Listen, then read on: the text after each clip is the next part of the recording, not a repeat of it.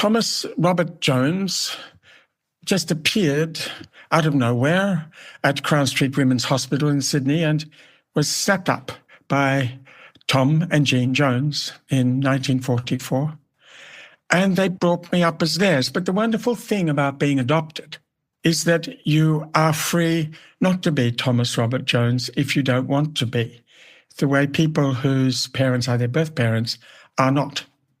And one of the first things that my biological mother said to me when she met me is, if I'd kept you, I was by this time about 50 years old, probably 45 years old, she said, I would have turned you into a real man. She did not approve of homosexuality, of course. If I had kept you, you would not have some program that nobody listens to on the ABC. You would have had a proper job, a man's job. And I thought, yes, I'm lucky. I was adopted by Tom and Jean Jones, and I'm free. I can concoct a self, and I can change that self. That's the voice of the irresistible and incomparable Robert Dessaix. You may have read one of his many books. He's written travel memoir, fiction, biography, and philosophy. You may know him from his long stint hosting ABC Radio National's Books and Writing. He is, any way you look at it, a key figure in Australian public intellectual life, a big thinker, an inveterately playful, thoughtful contributor to the culture. His latest memoir is called Chameleon. It's a memoir of travel, art, ideas and love. And amongst other things, it's a conversation with Thomas Robert Jones, the boy he was when he was adopted as a child. The idea of the chameleon is central to this book. I mean, let's face it, is there an animal that more captures the imagination or is more useful for metaphor than a creature that can change its appearance for protection and self-preservation? It's a good fit for an adopted boy who has spent a lifetime working out how to be in the world. Concocting a self, creating an identity, and having the freedom to play with that identity, to twist and turn and change as required. It's an account, as we've come to expect from Robert Dessai's body of work, of travels taken, art consumed, and words spun. We kind of expect writers' memoirs to show us how the person became the writer, and then the writer produced the words. But when you're dancing with Robert Dessaix, it's never that linear an adventure. Words make the person. The writer writes themselves into being. I'm Michael Williams, and this is Read This, a show about the books we love and the changing selves that lie behind them.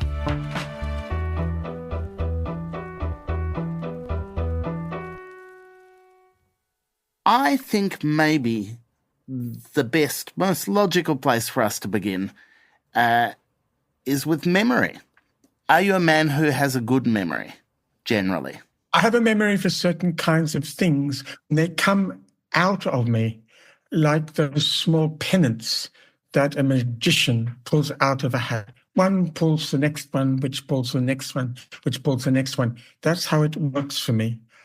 I remember certain things. I remember faces very well. I just had a visitor here with whom I went to Tunisia and went to India years and years ago. And he was amazed at the way I could remember smells, the way that I could remember the music that we heard, the way that I could remember the colors that we saw.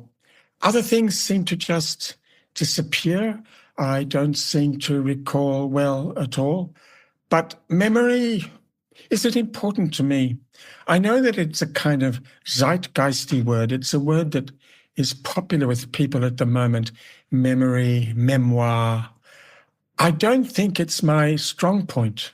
My strong point is, to a certain extent, I think, making up memories, inventing memories.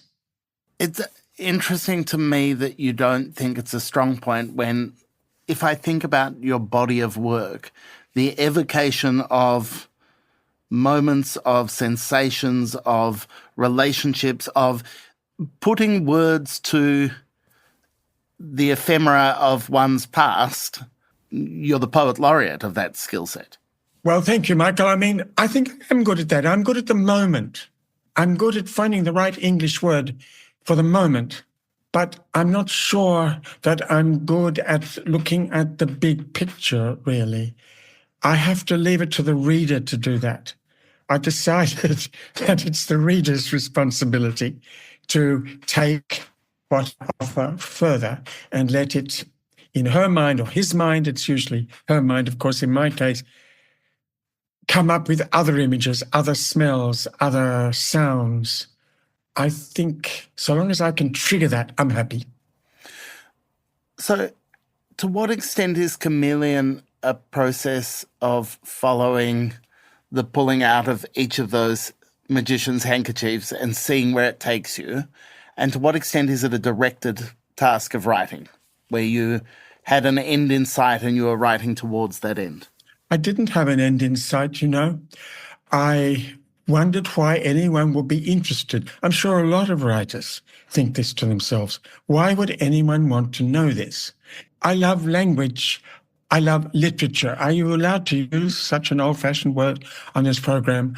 This is a literary, what would you call it? Concoction, really. That's the joy of it. Nobody wants to know about my religious beliefs or the first time I was attracted to this man or this woman. What they want is the words, I think. They want to float on the language that they think I might come up with.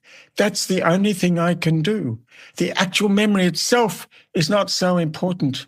It's the language for me. It's my all, really. One of the adjectives I'd be inclined to apply to the process of reading your works, it is about the joy and pleasure in the sentence, in the paragraph, in the page. And as a reader, pleasure and joy in language and the kind of the great luxury that is wallowing around in the articulation of senses and ideas and things, that's where I want my reading to be. And you're a man who delivers that in spades. Oh, I'm pleased about that. It's what I ask myself also, is this going to deliver pleasure? Is this going to light a fire? I know that's an awful cliche, but is it going to light a fire in me? I want this book to make me feel more alive, not just inform me. When I was young, I was very interested in being right. It was very important to me to be right about this, about that, about politics, about the Soviet Union, about whatever it might be, about the existence of God, for that matter. Now, I'm not so interested at the age I am. I'm really more interested in being happy, as I think this book tries to explain. And not only this book, really, being happy. It's a very small English word. It's an overused English word. It's a word that all sorts of writers have written about. This is the important word to me.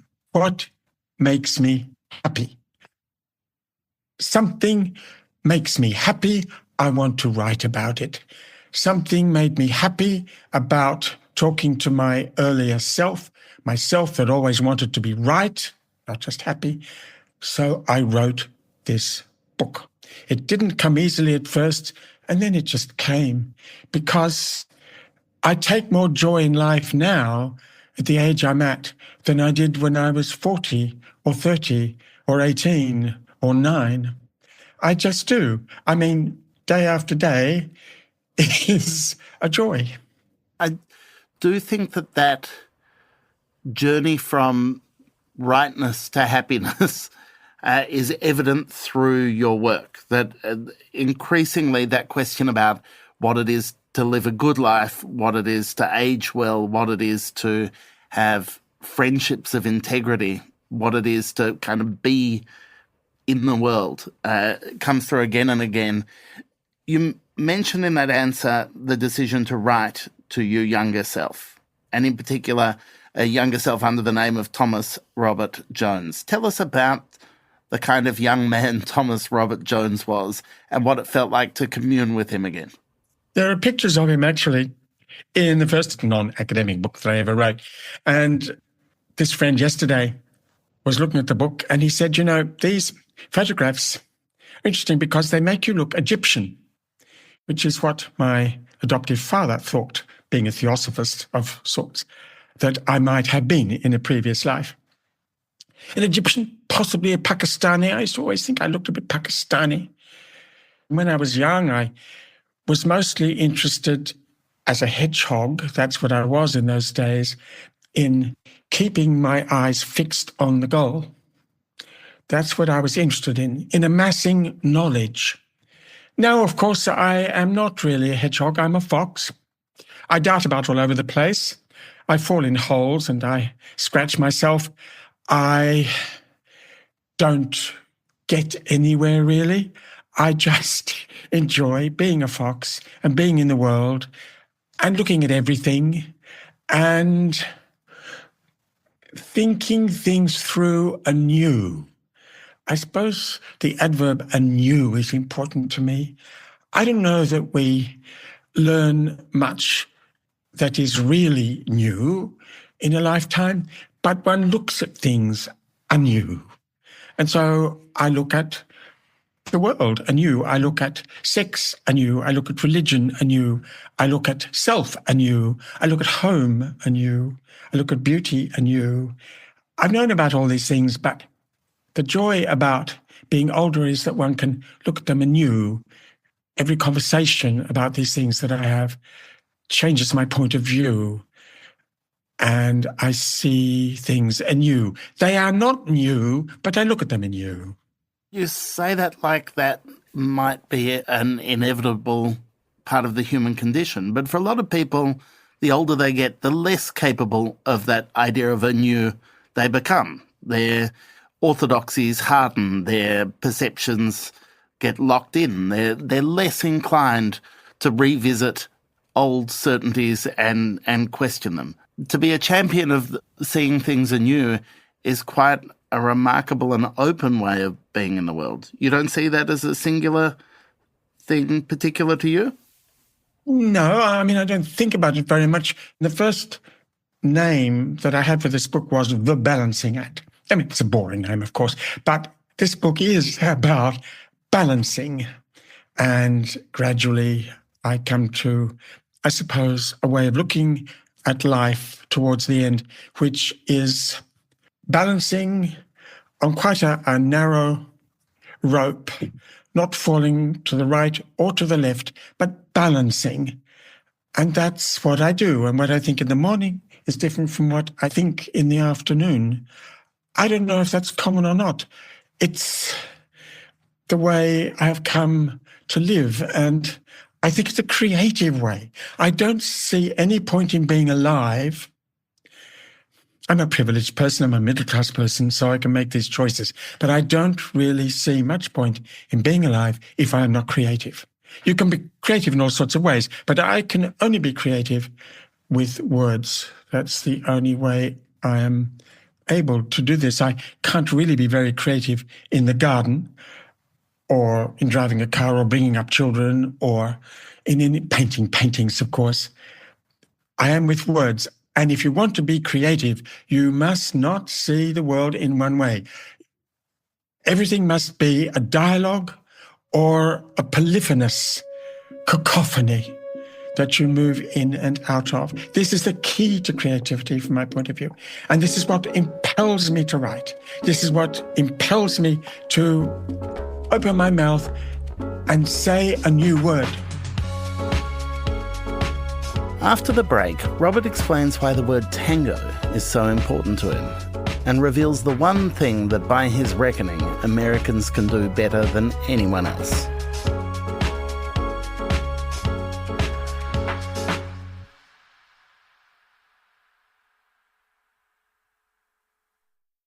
If Thomas Robert Jones was a hedgehog, what's the moment when that creative imperative took over, when you were able to break free and play? Partly was when my wife left me, I think, and I disagree with the Pope on this question. I think there should be more divorce in the world. People should say, thank you, it's been special, and move on, which is what my wife said. And I was distraught for some years, but she was right. It had been special. It was time to move on. It opened me up because I didn't have to be anyone for anyone. When I was married, I had to be a husband Ultimately, I don't want to be a husband. I want to be a man who wears many costumes. So I want to be Harlequin. I don't want to be Pierrot. And the book is partly about that. I want to be many colors, and I want to be like a chameleon of whatever color makes this moment work. I think I had to divorce before I could do that. I really do. And I think going to Morocco earlier on, long before I even got married, sowed the seed of what I could be if I lived a gay life, I suppose, to use a very simple modern word. Something that is closer to the core of my being. I don't really believe in cores of being, but I can't think of another English expression except core of my being. I mean, we're stuck with these words. I sometimes find myself using the word soul. I don't believe in souls, but it's a fabulous word. What can I do? I use it. If I had to think of a word capturing some of these ideas, some of these energies that I would think of as synonymous with you and your work, it would be dance, and it would be dancing. That the dance of ideas, the dance of feeling, living life as a dance seems to me to be something that you have articulated better than anyone else I can think of. Well, you've just made me happy, because the word tango is the really important word for me. I'm hopeless at the tango. I've tried to learn to tango. It is too difficult. But what is good about the tango is that it's playful, but it's also disciplined. There are a few dances which are playful and disciplined at the same time, at the same instant as tango is. You have to sort of do the tango to kind of realize quite how disciplined and quite how playful it is. It's erotic, of course. It's beautiful. Everyone is beautiful when they do the tango. Your clothes become beautiful. Your shoes become beautiful. Your coiffure becomes beautiful. Everything is fabulous. But at the same time, it is strict. You cannot make a mistake, or you could practically stamp your partner to death. Tango is an important word, and it explains a lot about me, and it explains a lot about what I value in life. The dance. Unfortunately, at a certain point in your life, dancing becomes a little difficult, physically difficult. I don't do it anymore, but I used to go to dancing classes, and they gave me a pleasure that was so great, so intense, so penetrating that I couldn't sleep when I came home. And this went on for years. My whole body was thrilled to have had the evening I just had. It's partly why I enjoy American musicals. I'm not feeling very, how should we say, warmly towards the United States of America at the moment, because I grew up in the Doris Day era when America was somewhere we all wanted ultimately, I think, to be.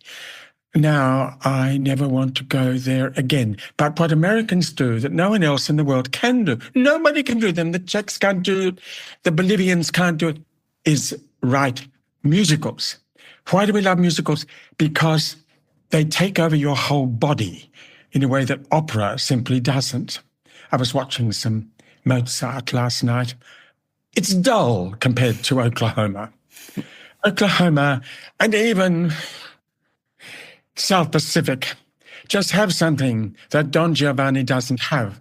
There's a total involvement of every part of the body and the mind, and the joy is ineffable. I like you're comparing Mozart to Oklahoma. I want Salzburg with a fringe on top, I think. Very good. Would be the way through. I read in an old interview with you that you said at one point that you thought in many ways you were a 19th century man. Do you still stand by that? I think I am really a 19th century man, because I'm a humanist in a very Turgenevan way. It was Turgenev, the Russian writer, Ivan Turgenev, the author of, 6 important novels, I suppose, in Russian literature, particularly Fathers and Sons. That would be the best known translation in English. It was Ivan Turgenev that I wrote my doctorate on. I spent several years on Turgenev.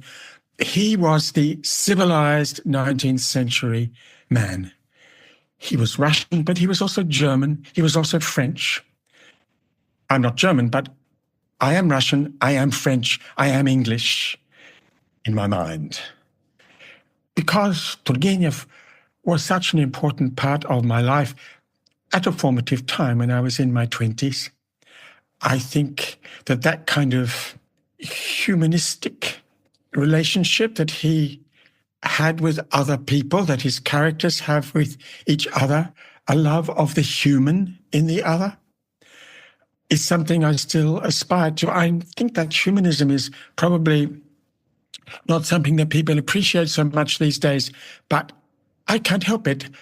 I feel that I should have started loving the human earlier in my life. I tried to overcome it. I'm not trying anymore to overcome it. I'm trying to appreciate it and to go back to being more fully human than I was when I was young. And it's the 19th century which teaches me to do that.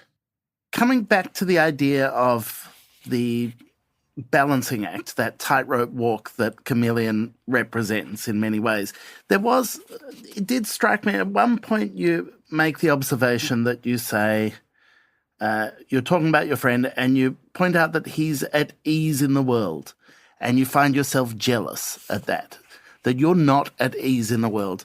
You come across as someone at ease in the world, and I'm curious that you feel that you're not. I'm my own person, but I'm not at ease in the world. But I am envious, I suppose is the word. Not jealous, but envious of those who are. The character you're talking about is Niall, who is the other important character in the book. He is an aspect of me. He is my bossier aspect, and I have a bossy side to me, a sort of finger-wagging side. But he's made up. I made him up, and then I went to Ireland a couple of years ago. I'd never been in Ireland. I never wanted to go to Ireland because I thought it was priest-ridden, and I'd read so much John Banville. I went there. I really liked Ireland. I really liked Dublin. Loved Cork, and I thought, I'm going to go home and I'm going to rewrite Niall and make him a bit more Irish, a bit more argumentative, a bit more self-assured, but a bit more at ease with himself in the world. Because I realize still, despite this book that you just read, despite everything that I've done, I realize that I am not the kind of man that the world admires. I'm just not. I don't know if they still admire Robert Mitchum and Tab Hunter and the other actors who strutted across the screen when I was young and who don't now. It's a much more sort of David Bowie era, I suppose, that I've lived on into. But I still do not feel that I am acceptable. I throw my hands around too much. I talk too much. I move my body too much. I speak a little too carefully. And I know that that's not completely acceptable to everyone. And so I'm not at ease. But I can't do anything about it. It's who I am. I'm stuck with it. Self-assured is a different matter. I am assured, I suppose, that my life has been a good one, but I'm not at ease in the world. That's the important thing. Yeah, that distinction seems important, that one can be not at ease in the world, but in a different way at ease in themselves, that they identify both their advantages and their limitations.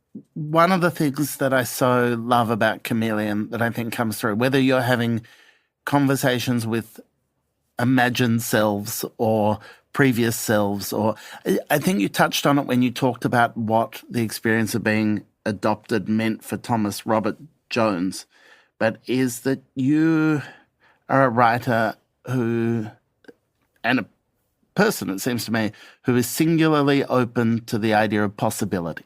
Does the question of possibility, the possibility of worlds lived, languages learned, places travelled to, is that something that has driven you in your life and continues to drive you? It's why I leave home. It's why I travel. It's why I go to India. It's why I go to Austria or wherever else I might go. I don't go to Austria in order to look at St. Stephen's Cathedral or go to the opera. I go to see what is possible in Austria, because it's probably not possible in Hobart. And that word is a key word to me in motivating me to leave home, to open the front door, go down the steps, and go to the airport and get out. To open up possibilities, not probabilities, but possibilities. It's the most wonderful word. Well, Chameleon made me feel alive to possibility and also made me feel a deep sense of joy with the words on the page. And I'm very grateful to you for joining us today. Grateful to you for your questions. Thank you very much. Robert Dessai's latest novel, Chameleon, is available at all good bookstores now.